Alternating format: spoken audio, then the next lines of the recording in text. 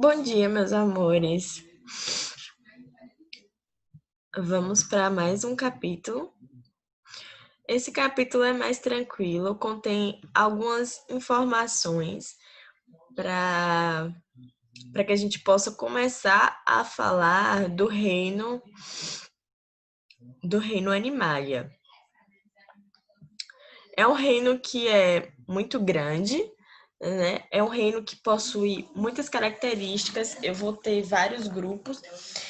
Porém, eu tenho algumas características em comum, que são as características que a gente vai falar um pouquinho antes de iniciar cada filo desse reino. Bom, gente, vamos falar um pouquinho sobre biodiversidade animal. Nós vimos que as plantas têm uma diversidade muito grande, né?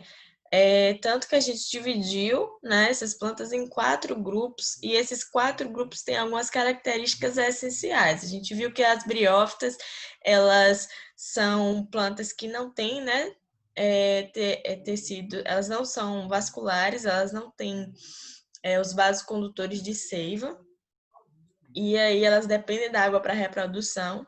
Nós vimos que as pteridófitas, elas ganharam os vasos condutores de seiva, então elas puderam crescer, o que foi uma conquista muito grande, que permitiu que elas fossem um pouco mais longe do que as briófitas, né? Mas ainda dependiam da água para a reprodução. Nós vimos as gimnospermas, né? Que são as plantas que ganharam as sementes e por isso desprenderam disso da necessidade da água, né, para a reprodução. E depois nós vimos as plantas que são as mais completas, que são as angiospermas. Dentro de cada grupo desse, nós vimos que existiam várias plantas, né, principalmente nas angiospermas, que são a maior quantidade, por ser as plantas mais verdadeiras, né? Que são mais completas, que a gente mais conhece. Então, se as plantas têm essa diversidade muito grande, o reino Animalia também vai ter essa diversidade muito grande. O reino Animalia é o mesmo reino animal, certo? Como nós sabemos, eles têm algumas características em comum. Eles são eucariontes, né? Ou seja, as suas células possuem a delimitação ali do núcleo, né? Por uma membrana denominada carioteca. São multicelulares, ou seja, possuem muito mais do que uma célula. São heterótrofos, então são características que agrupam esses seres, são características comuns a todos os seres do reino animal. Tá? Isso quer dizer que nós temos muito em comum com os insetos, por exemplo. Né? Então, existe um grau de parentesco aí por ter essas características similares, né, dos filos. Mas vamos lá. Gente, como eu já falei, a gente pode dividir esse reino animalia, perdão, em filos, que a gente vai falar um pouquinho sobre esses filos. E aí houve a necessidade de procurar algumas características, né, para que a gente pudesse agrupar, como eu sempre lembro daquele exercício que a gente fez, aquela atividade que, né, a gente procurou uma forma de agrupar aquelas opções, né, que a gente deu ali, a gente fez atividade. Então, aqui é a mesma coisa, houve a necessidade de se agrupar esses animais. Então, a gente vai ver aqui algumas considerações, né, para que essa organização fosse realizada, que foi de acordo com a simetria, a presença ou não de coluna vertebral, os tecidos corporais, né, a segmentação do corpo e a evolução. De acordo com isso aqui, pode fazer uma diferenciação dentro desses grupos, tá? Dentro do reino. Outro ponto que a gente fala também, gente, é a questão da ecologia. A gente sabe que a ecologia é o estudo dos seres vivos e como esses seres vivos eles criam relações entre si e também com o meio ambiente. Todo ser vivo, gente, ele tem a sua importância no meio ambiente, né? A gente já estudou um pouquinho sobre isso ano passado, mas não custa nada a gente relembrar, porque são certos desequilíbrios ecológicos que acaba afetando os seres humanos, né? A gente acha que os animais, por eles estarem lá na floresta, longe da gente, se tiver alguma superpopulação ou alguma população diminuir, não vai nos afetar, e afeta sim. A gente vai aprender um pouquinho também sobre isso, tá? Um exemplo, gente, eu trouxe aqui a questão da superpopulação de capivaras. Foi um caso que aconteceu no Espírito Santo, né? As capivaras, elas aumentaram de quantidade, né? A quantidade foi aumentada, elas se reproduziram muito rápido, e aí formou uma superpopulação de capivara que começou a atrapalhar os produtores rurais, tá? Porque as capivaras, elas comiam as plantações dos produtores rurais. Então, os agricultores, eles acabavam tendo prejuízos, né, por conta desse grande número de capivaras que estavam crescendo. Então, quanto mais animais eu tenho, mais comida eu tenho que fornecer para esses animais. Então, como as lavouras, elas ficavam mais próximas do rio, né, que é o habitat mais natural para as capivaras, então elas comiam muitas plantações, elas acabavam invadindo aí esse local das fazendas, e aí foi trazendo uma enorme dor de cabeça para os agricultores. No caso aí, eles afirmaram, na época que essa reportagem foi feita, né, afirmaram que há cerca de 4 anos o número de capivaras começou a aumentar, e aí houve um estudo, né, para saber por que aconteceu isso. E aí, gente, descobriu que é porque os predadores das capivaras, né, que são os jacarés, entraram em extinção. Então, como não tinha mais jacaré para comer as capivaras, então a população de capivaras começou a aumentar. Então, eu diminuí a população de jacaré, aumentei a população de capivara. E com isso ocorreu o desequilíbrio ecológico. Outro predador que poderia dar conta dessa superpopulação seria as onças, né? Então, entraram em extinção e aí esses roedores acabaram aumentando. Houve também, além da destruição das lavouras, a preocupação com o carrapato, que transmite uma doença chamada febre maculosa, que pode levar à morte, certo? Que a gente conhece mais como doença do carrapato, né, e muito trazida pelas capivaras. Então, foi outra preocupação que essa superpopulação de capivaras trouxe. Então, quando eu tenho uma situação de desequilíbrio, a gente tem que estudar, ver com os profissionais responsáveis para ver o que se pode fazer.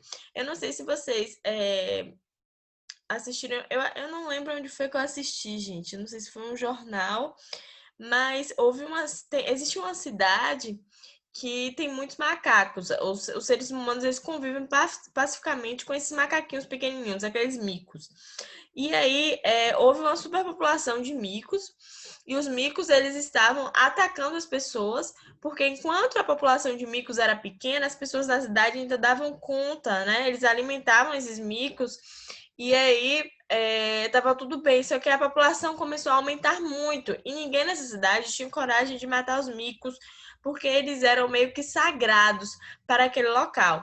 Os micos, eles começaram a ficar muito agressivos, atacando as pessoas, né? Eles não aguentavam ver comida, qualquer mercado, o que tivesse aberto, os micos entravam, destruindo tudo, tá? E aí, como não pode matar, a gente não pode simplesmente matar esses animais, né? A gente tem que deixar que a própria natureza cuida. Quando a natureza não consegue cuidar, né, causada também por um desequilíbrio, no caso aí, como os seres humanos, eles estavam acostumados a alimentar esses animais, houve um desequilíbrio ecológico. Gente, a situação, é porque eu não trouxe aqui para vocês, mas a situação era tão feia que aqueles sucos de caixinha, os animais acabavam assim com caixas e mais caixas do suco de caixinhas, esses micos, e eles não davam conta, sabe? Eles atacavam as pessoas mesmo. Então, o que foi, né, necessário fazer? Começou a se castrar esses animais para que eles não pudessem mais reproduzir. Então, foi uma medida que o governo teve que adotar para aquele local, né? Uma medida menos invasiva, uma medida que não provocasse sofrimento para o animal, né? Mas que era uma medida que seria a longo prazo. Por quê? porque eles não iam se reproduzir mais, mas eu ainda tinha uma quantidade de macaco muito grande, uma quantidade de micos muito grande. E como eram micos que estavam acostumados à zona urbana, eles não poderiam ser devolvidos à floresta. Então, toda vez que o ser humano ele interfere na natureza e eles causam esse desequilíbrio ecológico, esse desequilíbrio ecológico começa a afetar os seres humanos também, certo? No caso aqui das capivaras, com certeza aí foi a extinção dos jacarés, né? As pessoas caçam jacarés, essa caça, e a gente vai falar um pouquinho sobre o problema que a caça proibida, a caça ilegal causa, e a gente tem aí um exemplo muito claro, perdão. Então, vamos continuar. Gente, aqui eu tenho os filos que nós vamos estudar, sabe, do reino animal. Vocês podem ver que são vários filos. A gente vai se ater às características principais, porque cada filo desse tem características muito interessantes, mas são muitas características. Então, como a gente ainda está no 7º ano, a gente dá uma geral. Tanto é que o livro de vocês trouxe aí praticamente de pares em pares, tá? A gente vai estudar os poríferos e os quinidários juntos. Os poríferos geralmente são as esponjas do mar, certo? A gente pode ver aqui. Os quinidários são mais representados por medusas, águas-vivas. Eu tenho os platelmintos, né? Matelmintos são representados mais por vermes. Eu tenho os moluscos, tá? Tenho também os equinodermos, onde estão as estrelas do mar. Tem os artrópodes, que são aí os insetos, certo? Eu vou ter aí os anelídeos, que são os animais que têm anéis no corpo. Eu vou ter minhoca, sanguessuga nesse filo. E eu vou ter os cordados, que são aqueles que têm coluna vertebral. Todos esses aqui, gente, não têm coluna vertebral, certo? Por isso, eles não são pertencentes ao filo cordados. Os filos cordados, por sua vez, já se dividem muito mais, tá?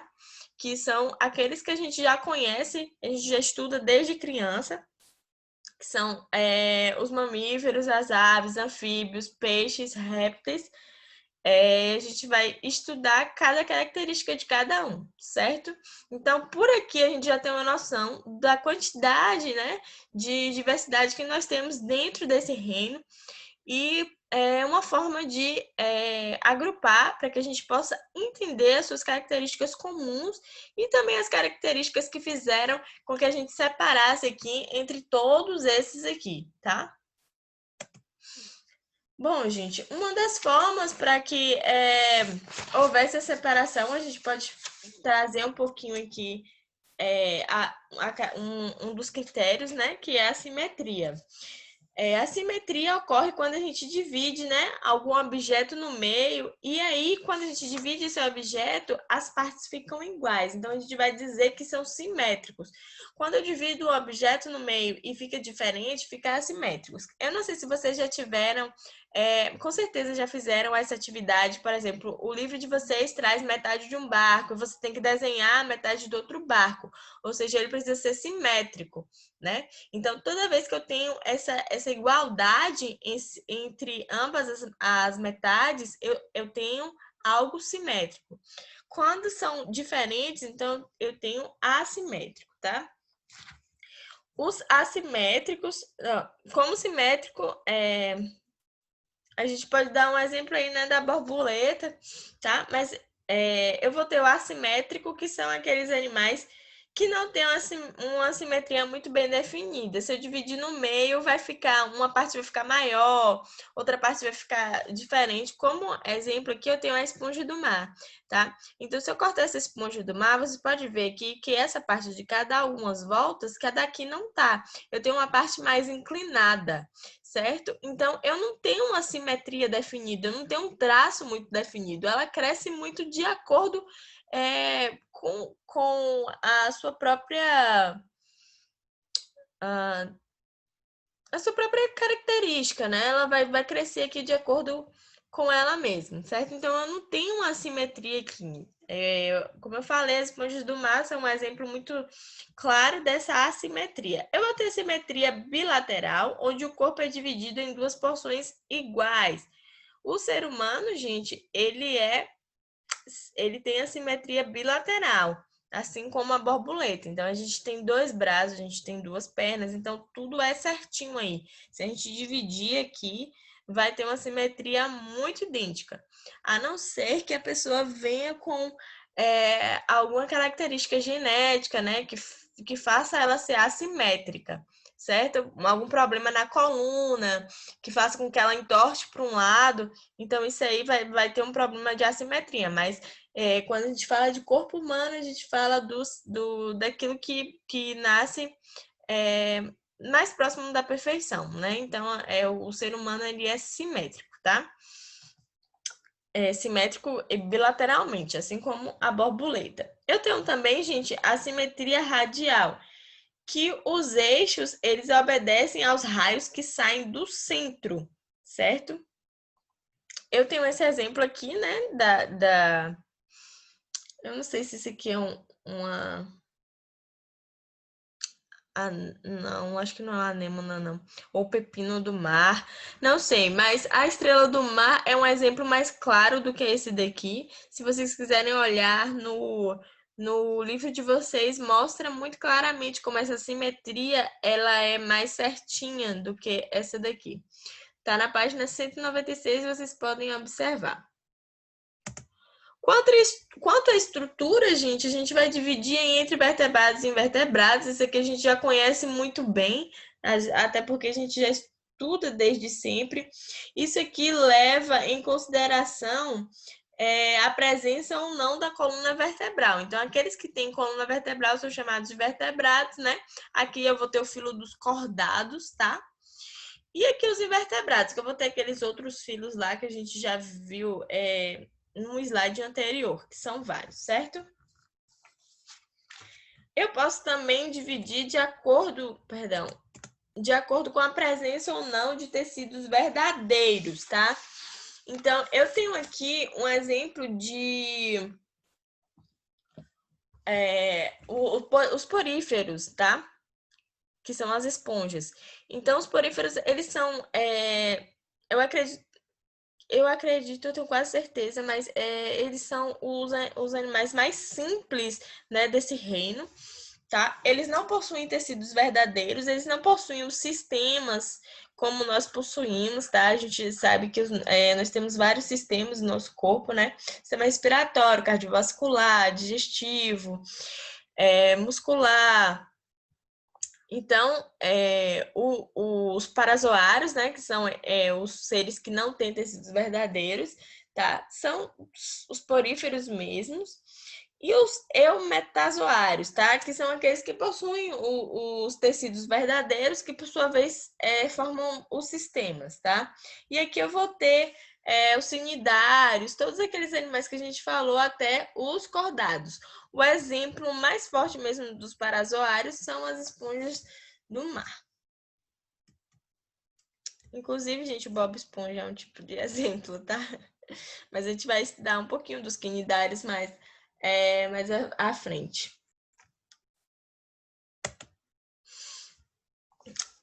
Outra forma também, uma outra característica para fazer essa classificação é de acordo com a segmentação do corpo, que é também chamado de metameria. Gente, aqui a gente vai falar de seres que são denominados de metâmeros, tá? Eles possuem alguns segmentos como se fossem aqui, são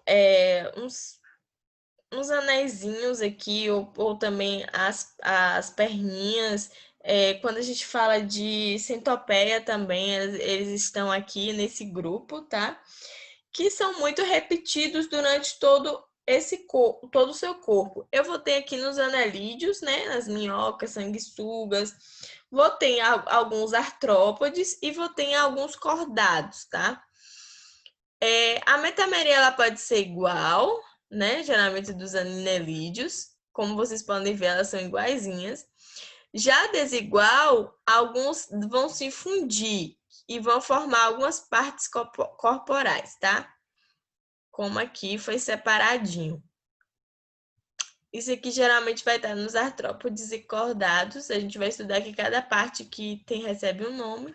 E nos anelídeos não, é igualzinho aqui. O livro de vocês traz também outra característica, né, que ajuda nessa classificação, que é a evolução dos animais.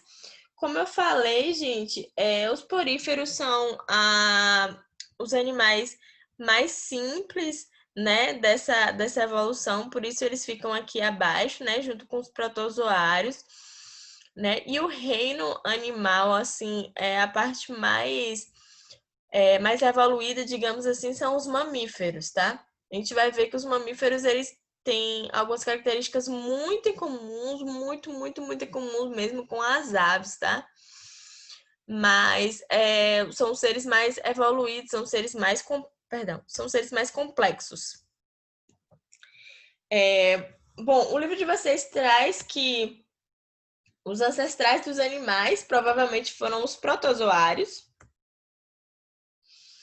Eles se juntaram em colônias e formaram alguns organismos multicelulares. Esses organismos, né, se dividiram em dois grupos. Uns continuaram como simples agregado de células, que são os poríferos, tá? Que são esses aqui. E outros se tornaram mais complexos, como os eumetazoários, que são esses aqui. Então, tudo começou com os protozoários, tá? E aí foram evoluindo até chegar no reino, no filo dos mamíferos. Quando a gente fala de evolução, meus amores, a gente tem que entender tudo isso, mesmo que a gente não concorde, né?